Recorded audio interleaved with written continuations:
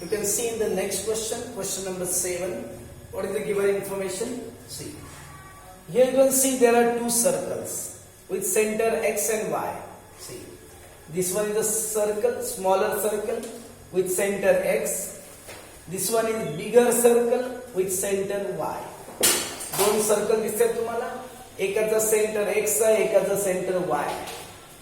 They are touching each other externally. दोन्ही circle आहेत ना, Z हा पॉइंट आहे, Z पॉइंट मध्ये इंटरसेक्ट करतायत, एक्सटर्नली बाहेरून टच करतायत. अजून एक इन्फॉर्मेशन तुम्हाला काय सांगितलंय बघा, Z मधून पास होणारी एक सिकॅन्ट काढायची आहे, जी दोन्ही सर्कलला काय करते, इंटरसेक्ट. सिकॅन्टचा अर्थ होतो का, सिकॅन्ट मराठी त्याला वृत्त छेदिका असं म्हणतात. इकडे हे सर्कल आहे, सर्कल मधून एक अशी लाईन काढली ना, याला म्हणतात सिकॅन्ट. फक्त इथून एवढं असेल तर याला आपण काय म्हणायचं, कॉर्ड.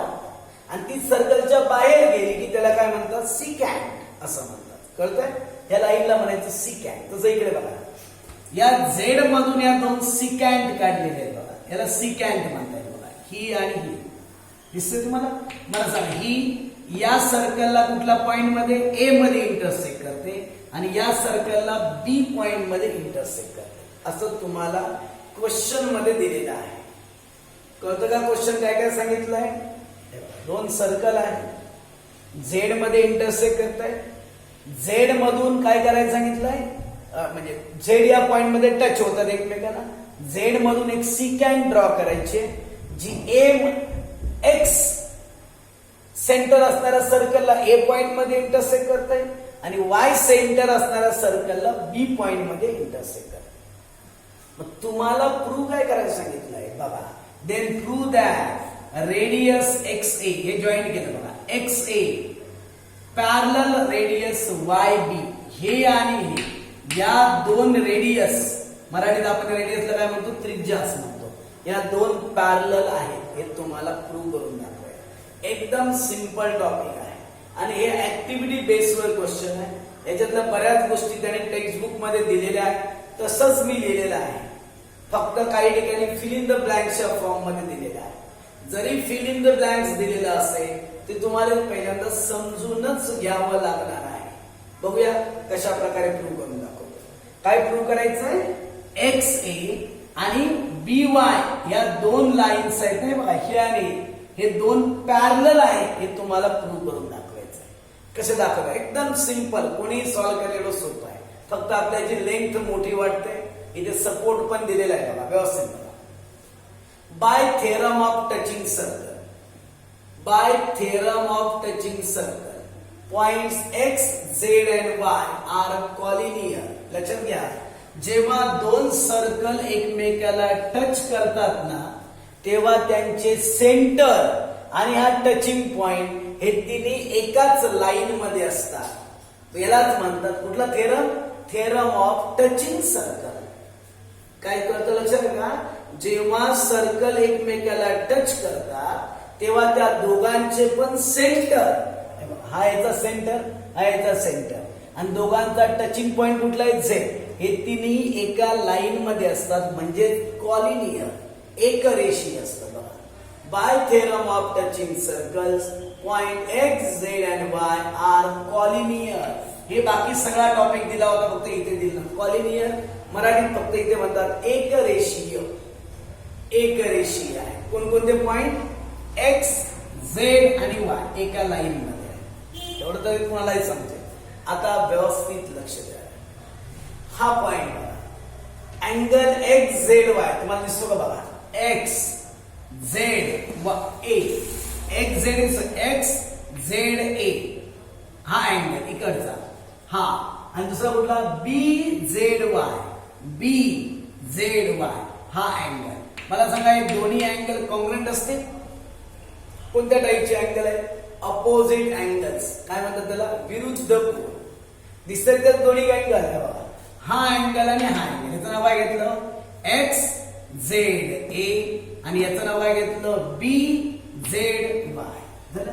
मग आता त्यांनी काय केलंय, तुम्हाला हे टॉपिक दिलेलं आहे, त्यांनी त्याला ए लेटर मानायला सांगितलंय. मग तुम्ही जर मला सांगा ह्याला जर ए घेतलं तर हा पण किती येणार एच येणार ना, दोन्ही पण सेम आहे.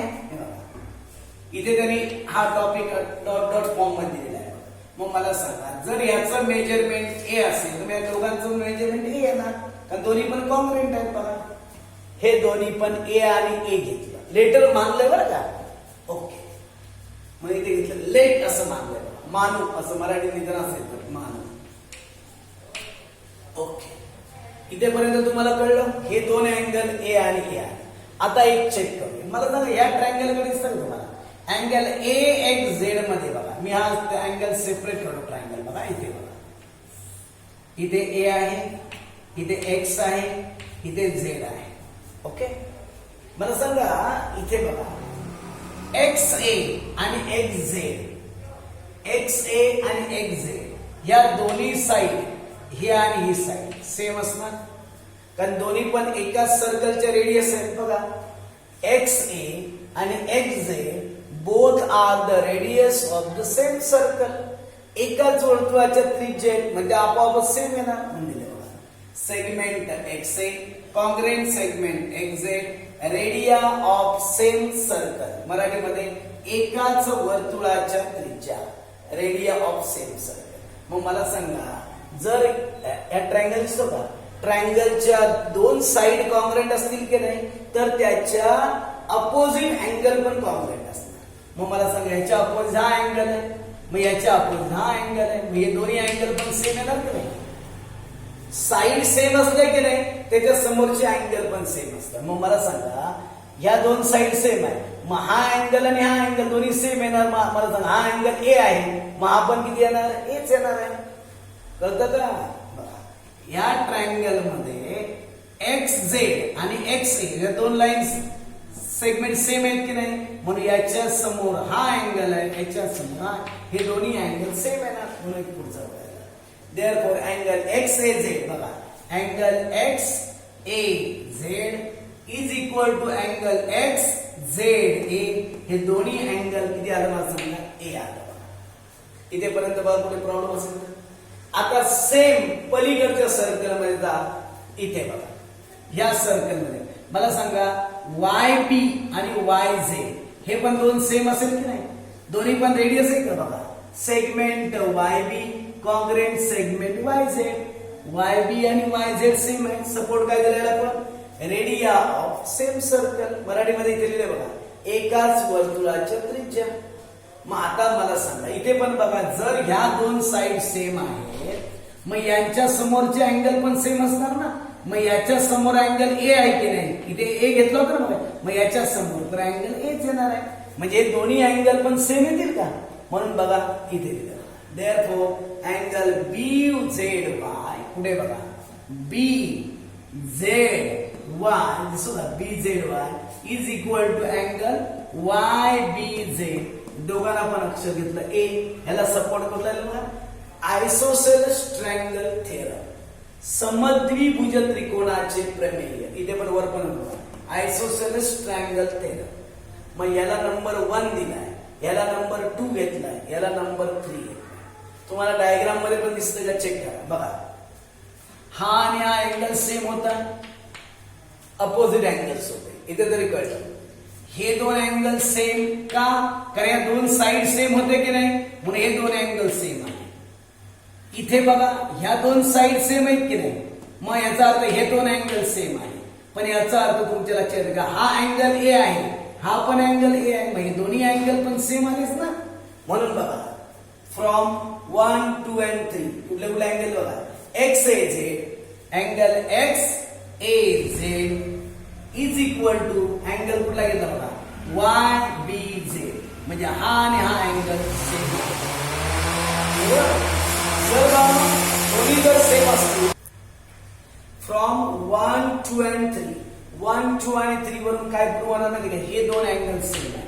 आणि तुम्ही इथे बघता का हे जे दोन अँगल आहे इथे बघा झेड तयार होतो का, अशा प्रकारे झेड तयार झाला का बघा आला का. म्हणजे हा आणि हा अँगल हे अल्टरनेट अँगल्स आहेत का, असं झेड तयार झाला. आणि if the alternate angles are congruent then the two sides are parallel. बघा हे दोन अँगल अल्टरनेट अँगल्स आहेत का, म्हणून बघा आपोआपच radius X A parallel radius कोणत्या सांगा वाय बी. इथे बघा तुम्ही बघू शकता इथे बघा झेड तयार झाला का बघा. झाला का झेड तयार. मग मला सांगा हा अँगल आणि हा अँगल जर सेम असेल तर आपोआपच बघा या दोन साईड कॉन्ग्रेट येणार आणि याला सपोर्ट मात्र द्यावा लागतो. अल्टरनेट अँगल टेस्ट व्युत्क्रम कोन कसोटी. ओके.